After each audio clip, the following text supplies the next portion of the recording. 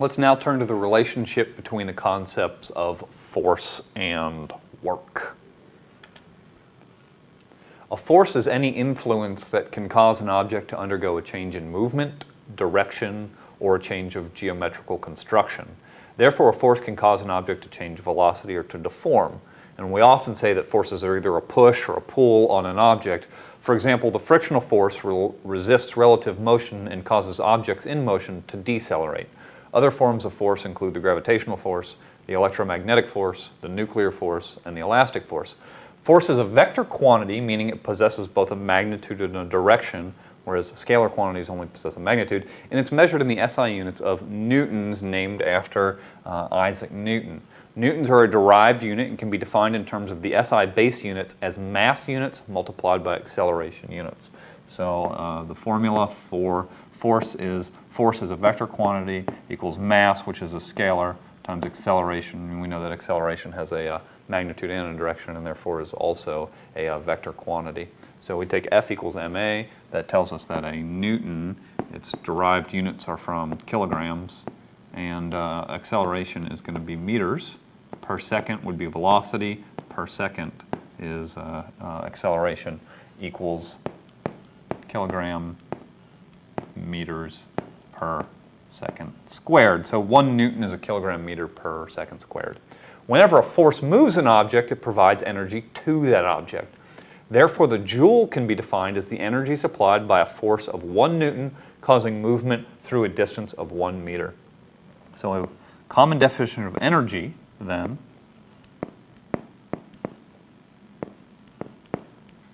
measured in joules, is a force of 1 newton causing a movement through a distance of 1 meter. So that's a force. Force, again, is measured in newtons. Right, newtons. And then we multiply it by that distance, which distances are measured in meters.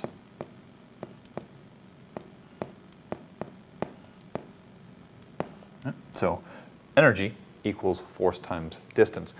The equation that I've just written here is considered to be the standard definition of energy. So in physics, in physics, the base definition of energy is given in terms of force times distance. However, many other forms of energy formulas exist. And for us as electrical engineers, the alternative definitions are going to be more useful.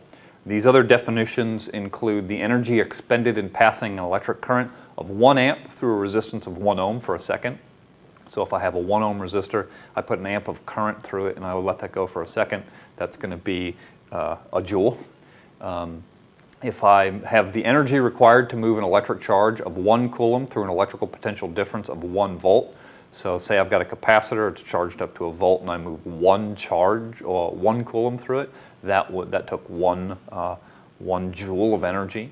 And let's say that I produced a watt of power for 1 second. So I had a 40-watt light bulb on for a 40th of a second. The amount of energy that was consumed in that is going to be 1 joule. So that's kind of the concept of force. So let's look at the concept of work, a very closely related concept to energy. Work is done on an object when a force acts on it in the direction of motion, or when the force has a component in the direction of motion. We're just saying that work is done on an object when a force causes some sort of change on that object. So what that implies is that no work is done when there's no motion or when the force is perpendicular to the direction of motion. So when work is done, energy is transferred between systems or transformed from one type of energy to another type. Because energy is present when work is done, they share the same units of measure. Work is still measured in the unit of joules, again named after James Joule. This means that energy is the ability to do work, and if there's no source of energy, no work can be done. The important concept to understand here is that whenever one form of energy is changed into another form of energy, work is being done. For example, a generator does physical work when it changes kinetic energy of motion into electrical energy. The work done by a constant force of magnitude F on an object that moves a distance is given by work equals force times distance. And again, the SI unit of work is the joule. So let's examine the relationship between work and energy in an actual physical system with this example of work calculations. So we've got an electric company, and they are going to use pumped storage of water as part of a hydroelectric plant. And if you're not familiar with this, what is done is during low consumption times, during low load events, the electricity company will divert extra energy that they've been producing into pumps that will pump water from low areas into high areas so that they can put that potential back energy into a dam or a storage facility. This particular plant uses a pump to draw water at a rate of 2.4 cubic meters per minute from a reservoir and to store it in a 5-meter tall water tower. So what we want to do then is find the work done by the pump if it moves water for 5 minutes. And to do this, we have to make an assumption. We're going to assume that the density of water being circulated by this pump is 1,000 kilograms per cubic meter, which is about the density of water at standard atmospheric pressure. So let's go ahead and solve this. First, what we need to do is calculate the mass of the water moved in 5 minutes. So what we can say is that the mass of water is just equal to the density of water, rho, times the volume of water, v. Mass equals rho times volume, right? So the problem is we weren't given a volume of water. We don't know what the total volume of water was. What we were given was flow rate and time. And so we can rewrite this equation as density times flow rate. There's really, I don't know of a symbol for flow rate, so I'm just going to write FR for flow rate. And then I'm going to multiply it by time, which fortunately, the lowercase t. So we get mass is equal to density times flow rate times time. And we have all those quantities. So we get mass is equal to density, 1,000 kilograms per cubic meter.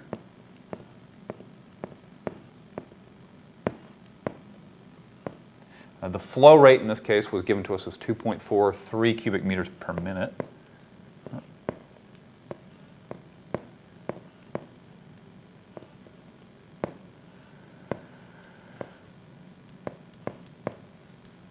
And then this pump was in operation for 5 minutes.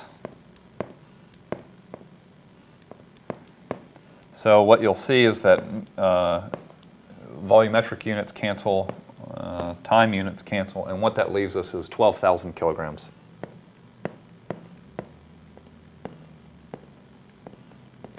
So pumps moving 12,000 kilograms of water in 5 minutes. So it's quite impressive, really. What we need to do is we need to calculate the force necessary to move that 12,000 kilograms against gravity. We're going to assume that the pump is just pumping the water straight up in this case. So we've got these 12,000 kilograms, and how much force did it take to pump it straight up?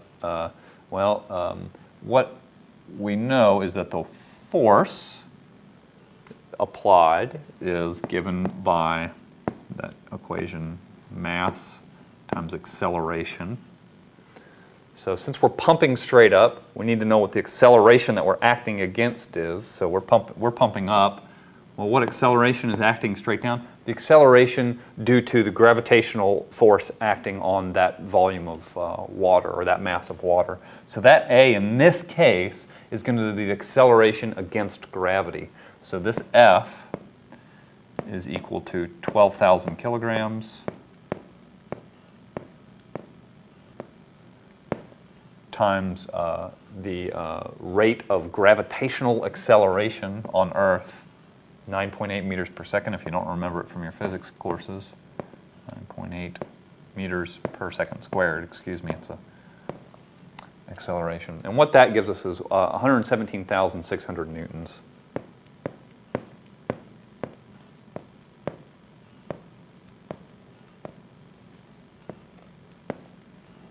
So we come up with the force necessary to move this mass of water up against gravity is 117,600 newtons. So, but what we wanted to calculate was work, not force. So we've got one more step to go.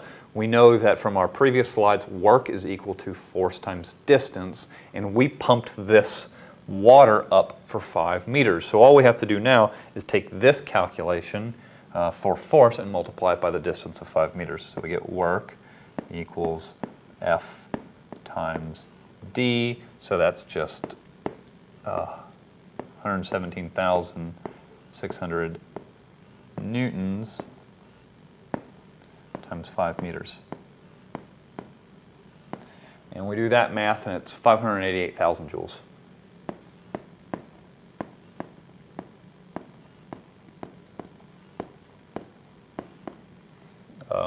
I'd also just real quickly like to point out that a joule very commonly is said to be a Newton meter. Newton times meter is a joule. So that's a common way that physicists will state that.